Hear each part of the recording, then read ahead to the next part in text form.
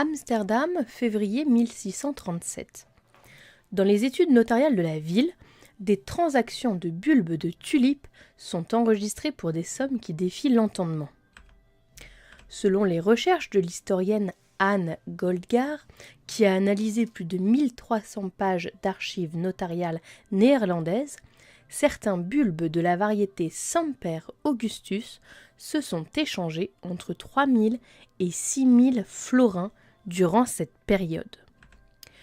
Mais pour contextualiser un peu ces sommes, en 1637, et d'après les registres fiscaux et les études économiques sur les Provinces-Unies, l'ancien nom de la Hollande, cela représentait une somme énorme, puisqu'une maison à Amsterdam coûtait environ 3000 florins, le salaire annuel d'un artisan était compris entre 250 et 300 florins, une tonne de blé, elle, équivalait à 20 florins, et une vache laitière de bonne qualité était à peu près à 100 florins.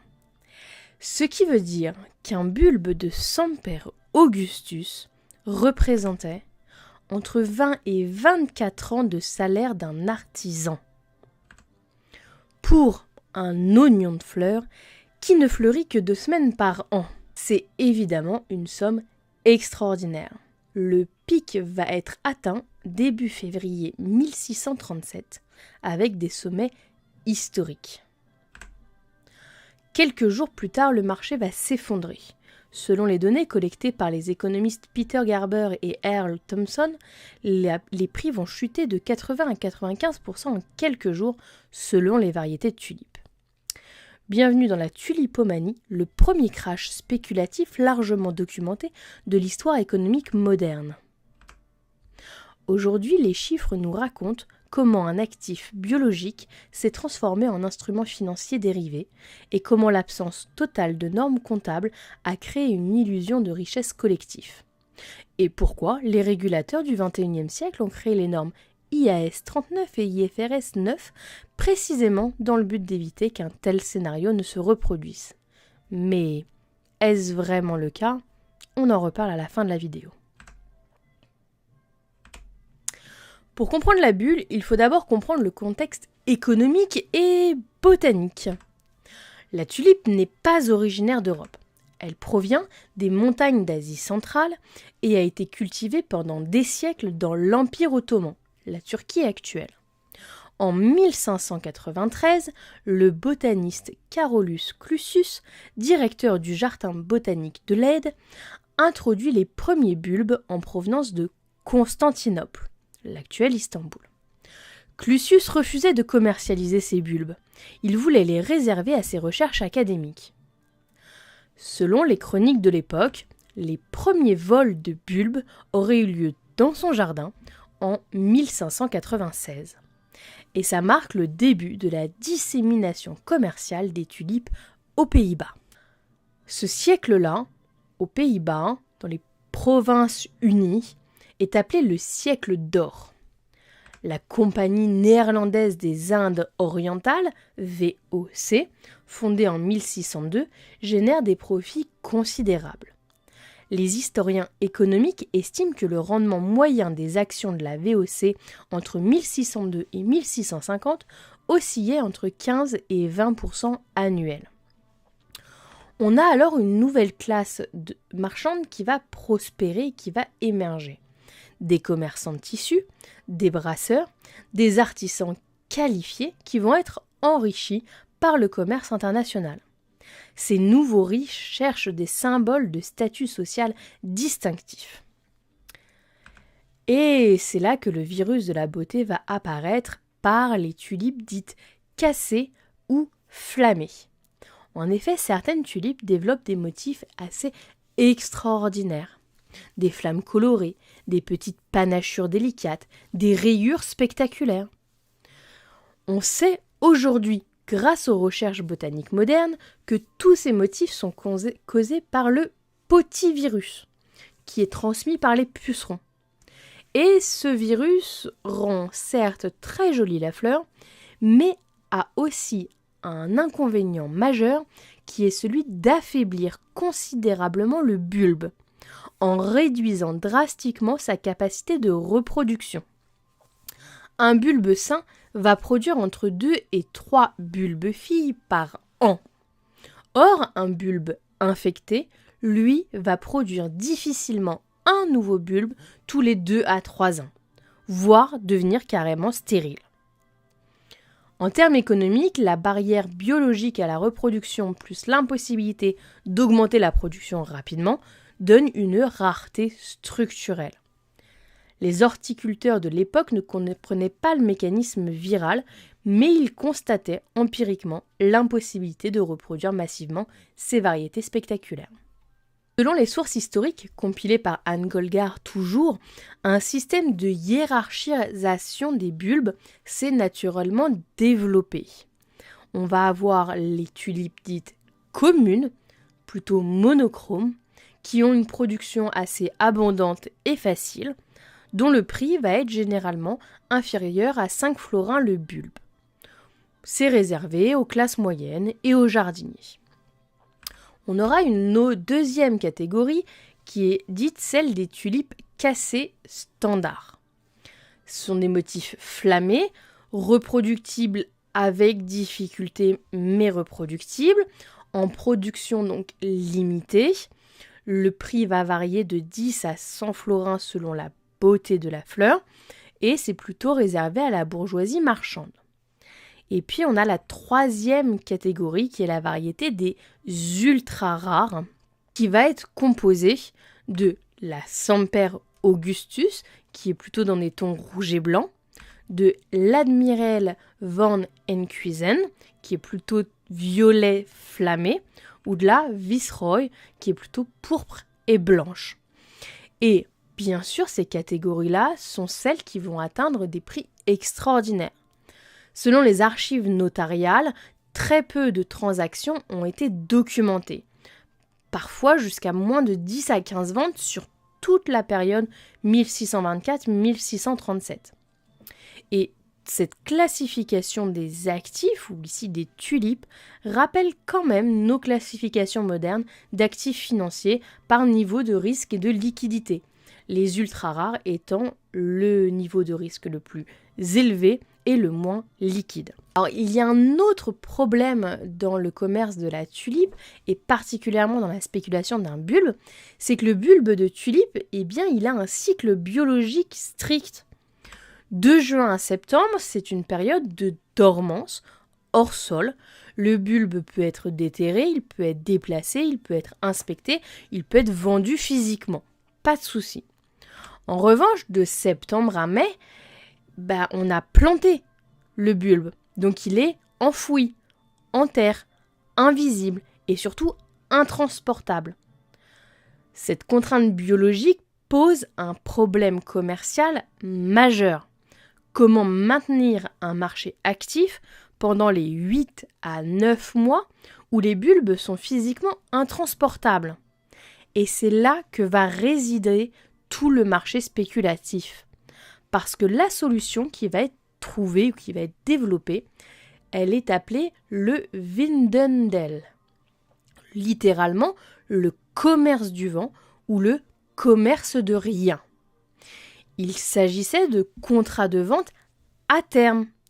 On échange non pas le bulbe physique qui lui est enterré 20 cm dans le sol, mais le droit futur de recevoir ce bulbe à une date ultérieure. Ce sont les ancêtres directs de nos contrats à terme, qu'on appelle actuellement futurs, modernes, et de nos contrats de gré à gré, les forward modernes. Donc on va décortiquer maintenant justement tout ce mécanisme du Windendel, parce que c'est ici que le mécanisme financier devient dangereux. Alors, la structure d'un contrat. On va regarder un exemple illustratif. On va prendre un horticulteur qui possède un bulbe et qui va promettre de le livrer à un acheteur à une date future. Aucun acompte n'est versé à la signature. Aucun dépôt de garantie n'est exigé. Le paiement en intégrale se fera à la livraison seulement. Le bulbe reste propriété du vendeur, évidemment, il est sous terre. Et Cruciale particularité, le contrat peut être revendu à un tiers sans limite et surtout sans réglementation. Et c'est bien là le problème, l'absence totale de normes. Je vous rappelle, on est en 1637. Il n'y a pas de normes comptables standardisées encore aux Pays-Bas à ce moment-là. Donc, il n'y a aucune obligation de tenue de livre, il n'y a aucun système d'audit externe, il n'y a aucune réglementation sur la comptabilisation des instruments à terme. Ce qui veut dire qu'il y a une opacité totale sur ces reventes. Si on prend notre comptabilité moderne saine, bien sûr, ce serait très différent. Un tel contrat devrait être enregistré avec le principe de prudence. En l'occurrence, chez le vendeur, on aurait au débit la créance à terme du client pour X florins et au crédit, on aurait un produit constaté d'avance pour le même montant de florins, avec une reconnaissance du produit à la livraison effective uniquement. Chez l'acheteur, on aurait au débit l'engagement d'achat futur et au crédit le fournisseur dette à terme. Mais sans cadre réglementaire, chaque marchand pouvait comptabiliser le profit immédiatement avant toute livraison et ou ne rien enregistrer du tout en attendant la livraison. On pouvait aussi valoriser les contrats selon son estimation personnelle ou même ne tenir aucune comptabilité formelle. C'est cette absence de standardisation qui crée une opacité totale sur la situation financière réelle de chaque participant. La caractéristique la plus toxique du Vinhandel était sa transmissibilité illimitée. On reprend à nouveau une illustration du mécanisme. On va avoir un contrat initialement signé entre un horticulteur et un premier acheteur, l'acheteur B. Puisque le contrat pouvait être vendu successivement à plusieurs intermédiaires et que chacun pouvait empocher une plus-value toujours fictive, l'acheteur B pouvait devenir revendeur. Et dans ce cas-là, il revendait à l'acheteur C pour un montant encore supérieur, qui lui-même pouvait revendre pour un montant encore supérieur, etc. Très vite, pendant que ces transactions papier s'enchaînent, le bulbe qui reste enfoui sous terre dans le jardin de l'horticulteur continue de pousser. Mais à la fin, il y a bien un bulbe qui va devoir être échangé. Et plusieurs personnes pouvaient ainsi enregistrer des profits sur un même actif qui n'avait pas encore changé de main physiquement et qui créait du coup une obligation entre le premier horticulteur et le dernier acheteur sur des montants auxquels l'horticulteur ne s'était pas forcément engagé. Petite comparaison avec la norme IFRS 9 qui concerne les instruments financiers.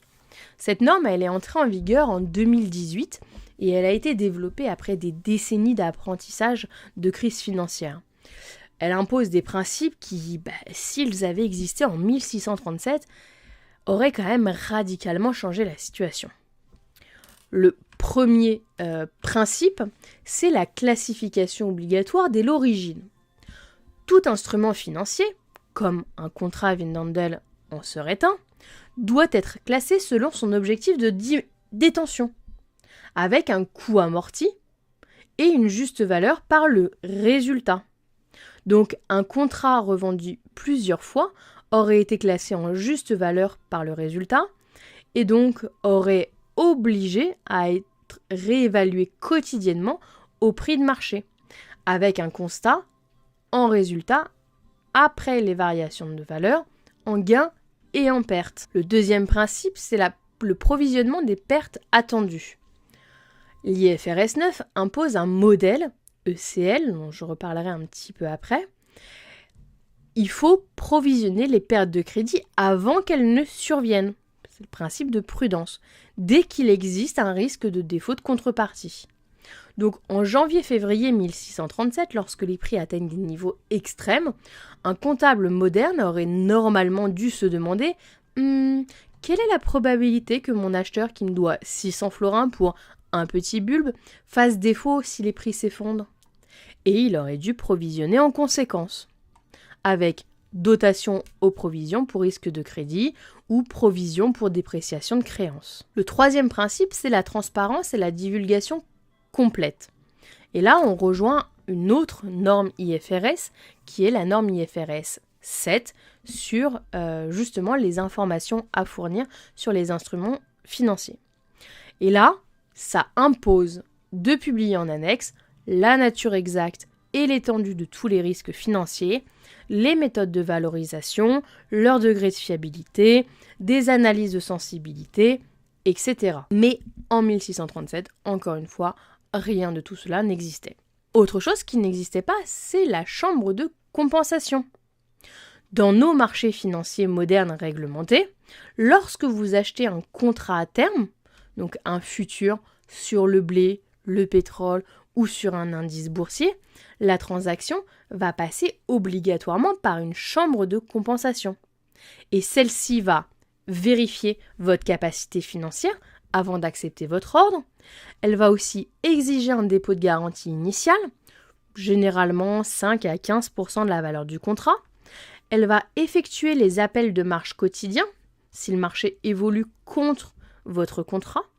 Et puis elle va garantir la transaction même si votre contrepartie fait défaut. Elle agit donc comme contrepartie centrale entre tous les participants. Alors, à Amsterdam, en 1637, comment ça se passait ? Il n'y avait pas de chambre de compensation.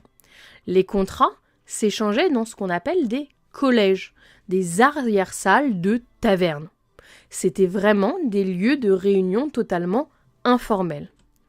C'était sur un bout de papier, on se serrait la main et tout reposait sur l'honneur personnel et la réputation sociale qu'on engageait. Bon, en finance moderne, ça s'appelle le risque de contrepartie non collatéralisée. Et c'est exactement ce qui a précipité la faillite de Lehman Brothers en septembre 2008, mais on pourra en reparler dans une autre vidéo. Alors, à l'automne 1636, c'est là que le marché va radicalement changer de nature. Selon toujours les recherches d'Anne Goldgar, jusqu'en 1635, les marchés des tulipes étaient essentiellement limités aux horticulteurs professionnels, aux botanistes amateurs, fortunés majoritairement, et puis aux collectionneurs de la haute bourgeoisie. En gros, c'était un marché de connaisseurs relativement stable. Mais à partir de novembre 1636, le profil des participants va se diversifier très rapidement. Des artisans, des commerçants, des petits bourgeois commencent à fréquenter les collèges. Notamment, elle a identifié dans les archives des tisserands, des brasseurs, des charpentiers, des bouchers, parmi les acteurs du marché spéculatif de l'hiver 1636-1637. Alors, pourquoi cet élargissement ? Eh bien, il y a des histoires de profits rapides qui circulent. Et ces récits de gains spectaculaires, bien que basés sur des plus-values non réalisées, attirent de nouveaux participants. Problème fondamental, c'est que ces gains étaient nominaux, c'est-à-dire sur le papier, ils n'étaient pas réels. C'était ce qu'on appelle des plus-values latentes, donc des promesses de richesse future, mais conditionnées à la capacité de trouver un acheteur au prix espéré. La trésorerie réelle, elle, n'avait pas bougé. Sauf que cette nouvelle base qui vient spéculer, malheureusement, elle n'y connaît pas grand-chose en spéculation financière. Et elle ne comprend pas les tenants et les aboutissants de ce système-là. Les données historiques, bien que fragmentaires, indiquent une accélération spectaculaire des prix entre novembre 1636 et février 1637. L'économiste Peter Garber, dans son étude Famous First Bubbles, en 1989, a tenté de reconstituer un indice de prix à partir des transactions documentées. Et ses travaux suggèrent que certaines variétés communes ont vu leur prix multiplié par 5 à 20 dans cette période. Pour les variétés ultra rares, la situation était encore plus extrême, mais avec très peu de transactions réellement conclues. Les prix étaient souvent plus des demandes que des transactions effective. Alors, les chroniques contemporaines décrivent des scènes d'excitation dans les collèges pendant cette période. Le chroniqueur néerlandais Abraham Munting, qui a écrit peu après les événements, décrit des personnes de conditions modestes comme abandonnant temporairement leur métier traditionnel pour participer au commerce de tulipes, convaincus que les prix ne pourraient que monter indéfiniment. C'est la caractéristique classique d'une bulle spéculative selon le modèle de l'économiste Hyman Minsky, la phase de frénésie euphorique où les participants croient avoir découvert un nouveau mécanisme permanent d'enrichissement. Comme je le disais précédemment, bien sûr, tous les participants ne disposaient pas du même niveau de connaissance. Les horticulteurs professionnels comprenaient les réalités biologiques, les bulbes affaiblis ou stériles. Ils savaient que la production ne pourrait jamais être augmentée significativement. Mais les nouveaux entrants, les nouveaux spéculateurs, qui arrivent sur le marché plutôt fin 1636, ignorent en général toutes ces réalités botaniques-là. Ils observent uniquement une courbe de prix, voire même des rumeurs, et extrapolent sur la continuation de cette augmentation. En finance comportementale moderne, on appelle cela la malédiction du gagnant. Les derniers entrants sur un marché spéculatif payent systématiquement les prix les plus élevés, précisément parce qu'ils sont les moins informés sur la valeur réelle de l'actif. Voici un point technique crucial. Le Windhandel crée un effet de levier massif, que beaucoup de participants ne percevaient probablement pas consciemment. Prenons un exemple illustratif du mécanisme. Un participant disposant de 100 florins de liquidité pouvait, toujours sans verser d'acompte, signer des contrats d'achat à terme pour une valeur totale de 500 florins ou plus. Son exposition réelle était donc de 500 florins. Son capital mobilisé immédiatement, lui, était de 0 florins. Donc, il y a un levier implicite, c'est que théoriquement, c'est infini jusqu'à l'échéance. En conséquence, si les prix augmentaient de 20%, le gain nominal était calculé sur 500 florins, soit 100 florins de profit, et pas sur les 100 florins de capital. Donc on pouvait gagner 100 florins de profit au lieu de 20 sur un capital disponible de base de 100. Enfin, on se marche un peu sur la tête. Mais symétriquement, si les prix baissaient de 20%, la perte était aussi calculée sur 500 florins. Et là, ça efface potentiellement tout le capital disponible, voire on peut être en perte de plus que son capital disponible. Va arriver ce qui va arriver. Début février 1637, le marché va atteindre son point de rupture.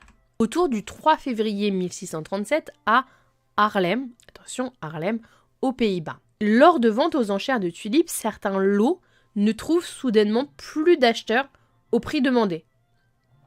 C'est pas spécialement spectaculaire en soi, mais simplement l'absence d'enchérisseurs pour des prix qui, quelques jours auparavant, semblaient acceptables, c'est un signal critique. Pour la première fois depuis des mois, le narratif du prix qui monte toujours est brisé. Les participants présents commencent alors à se poser une question assez déstabilisante. Si ces bulbes-là ne trouvent pas d'acheteurs, qu'adviendra-t-il des contrats que nous détenons nous-mêmes ? Et là va s'engager la contagion de la défiance. Les jours suivants, selon les témoignages d'époque, d'autres refus d'achat vont se multiplier dans différents collèges. Donc, des marchands vont tenter de liquider leur position, mais découvrent qu'il n'y a plus d'acheteurs au prix qu'ils espéraient. Problème est fondamental. Dans un marché de gré à gré, sans cotation centralisée ni teneur de marché obligatoire, la liquidité n'existe que tant que des acheteurs volontaires se présentent spontanément. Quand tous les détenteurs vont le vendre simultanément, il n'y a soudainement plus personne en face pour acheter. C'est ce qu'on nomme un assèchement brutal de liquidité. C'est un phénomène qu'on a revu lors de la crise des subprimes en août 2007, quand le marché des titrisations hypothécaires s'est brutalement arrêté. Les prix vont donc s'effondrer de manière dramatique. D'après les rares transactions conclues et documentées durant la semaine du 3 au 8 février 1637, les baisses observées vont de 80% à plus de 95% selon les variétés. Les variétés communes qui se traitaient à quelques dizaines de florins retombent à quelques florins. Les variétés plus rares voient leur prix chuter de centaines ou de milliers de florins à quelques dizaines. Pour les variétés ultra rares, comme la fameuse Semper Augustus dont on parlait tout à l'heure, le marché lui devient carrément illiquide. Plus aucune transaction n'est conclue. Le prix devient donc indéterminé, faute d'acheteurs, à quelque niveau que ce soit. Souvenez-vous de notre chaîne de revente toxique de tout à l'heure.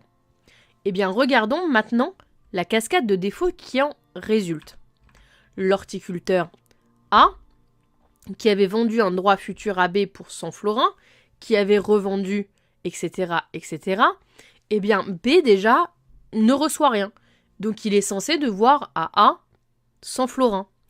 Mais comme B avait vendu à C qu'il ne reçoit toujours pas, parce que C avait vendu à D et qu'il ne reçoit pas, et que D avait revendu à E qui lui refuse de payer, eh bien A ne reçoit pas non plus en fait son argent. En gros, plus personne ne reçoit son argent, mais pourtant A a toujours physiquement le bulbe. Et il ne trouve même pas un acheteur à 30 florins.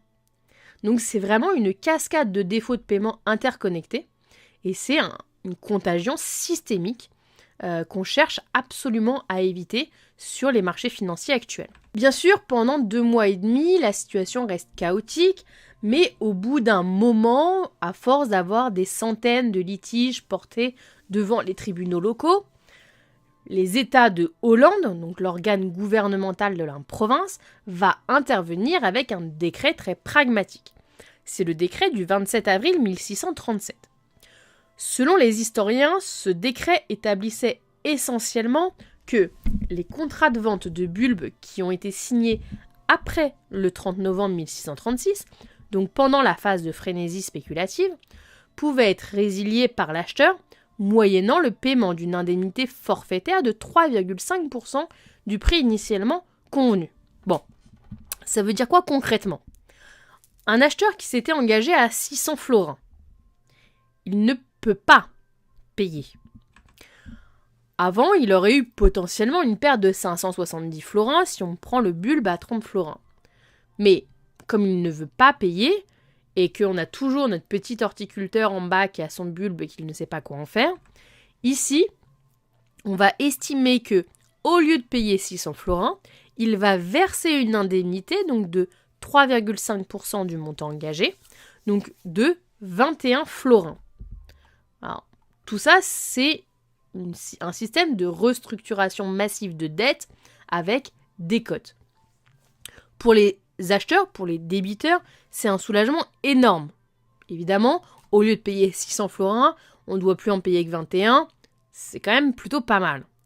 Mais pour les vendeurs, pour les horticulteurs en bas, c'est quand même plutôt brutal. Néanmoins, ce décret-là a évité un effondrement systémique complet de l'économie marchande hollandaise. Parce que, contrairement à la légende populaire, il n'y a pas eu de ruine économique nationale. En l'occurrence, il y a environ 350 à 400 individus, sur une population urbaine de plusieurs centaines de milliers, qui étaient activement impliqués dans cette bulle.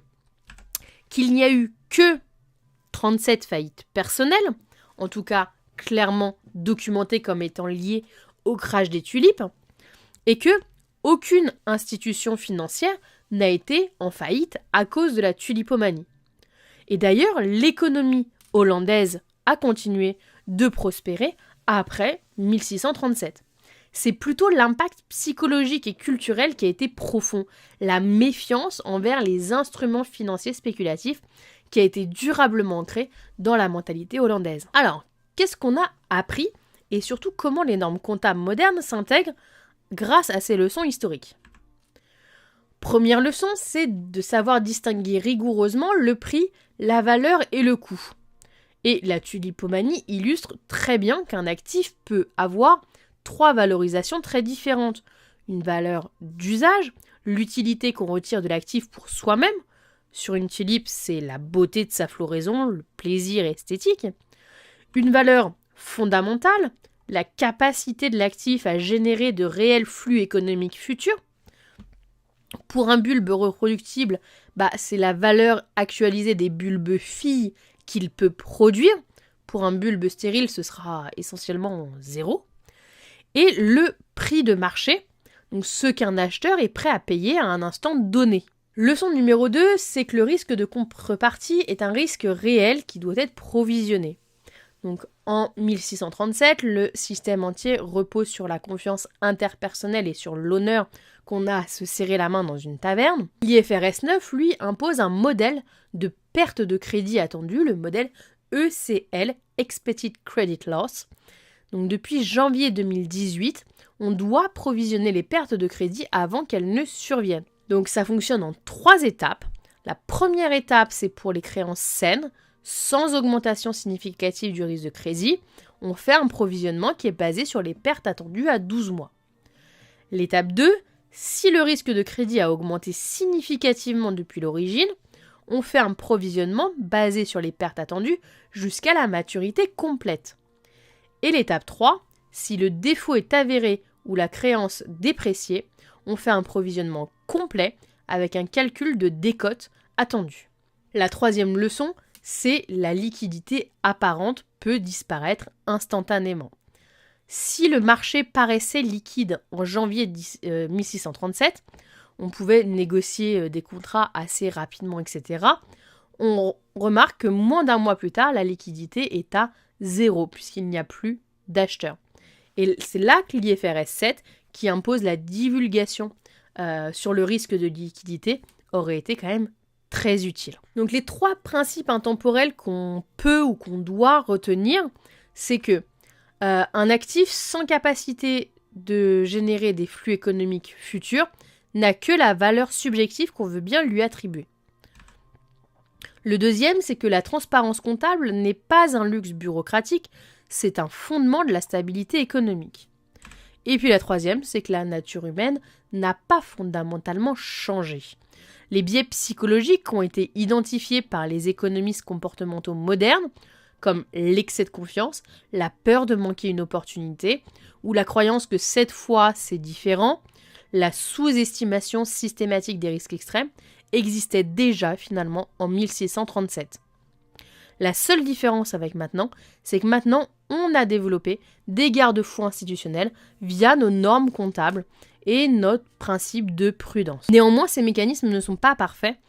On l'a pu le voir notamment avec la crise financière de 2008. Donc nous voici revenus à Amsterdam en février 2026, cette fois-ci, et sur le Bloemenmarkt, le marché aux fleurs flottant sur le canal Singel, vous pouvez aujourd'hui acheter un bulbe de tulipe pour entre 3 et 8 euros. 4 siècles plus tard, la tulipe a retrouvé sa juste place, un objet de beauté éphémère, un plaisir horticole accessible et un symbole durable de la culture néerlandaise. Mais les leçons de 1637 continuent de résonner dans nos salles de conseil d'administration, nos comités de normalisation comptable et nos autorités de régulation financière. Alors si vous êtes comptable ou auditeur, un dernier mot sur la responsabilité du professionnel comptable, c'est que vous avez une responsabilité qui dépasse la simple conformité technique aux normes. Vous êtes les gardiens de la vérité économique face notamment aux illusions de richesse éphémère. Et l'idée va être de réussir à maintenir le principe de prudence même face à une euphorie collective.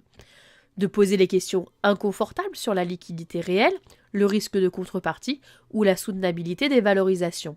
C'est pas toujours très populaire, mais c'est quand même toujours très utile. Donc la prochaine fois que vous êtes face à des états financiers montrant une croissance spectaculaire, basée sur des actifs illiquides valorisés selon des modèles internes optimistes, eh bien, ayez le courage de vous souvenir des bulbes de tulipes d'Amsterdam et de poser les questions difficiles. Merci de m'avoir écouté, n'hésitez pas à vous abonner, à partager cet épisode et à me faire part de vos réflexions en commentaire. À très bientôt.